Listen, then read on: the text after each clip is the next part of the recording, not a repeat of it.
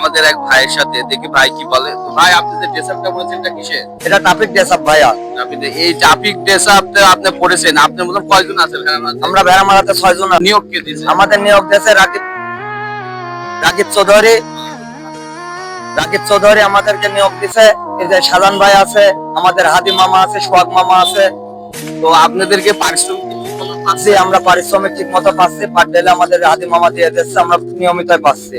তো আপনি কি মনে করছেন যে আগে থেকে যেরকম জ্যাম ছিল, জ্যাম কি কমছে? ইনশাল্লাহ অনেক কমছে। জনগণ নিজেরাই স্বীকার করছে, বলছে যে আসলে জামজটটা না থাকে আমাদের ভাড়া মারা অনেক সুবিধা হয়েছে। আমরা কোথাও জাম পাচ্ছি না, বাজারে গেলেও দেখছি জাম এড়াই দিচ্ছে, এখানেও জাম ভালো বলছে আমাদেরকে, তারা লাইক করছে। আচ্ছা, আপনাদের এই নিয়োগটা কতদিন ধরে আছে? রাকিব চৌধুরীর হুকুম বা দেশ তিনি কথা আছে যে এরকম চলতেই থাকবে, রহমতে সে রাখিয়ে দিবে।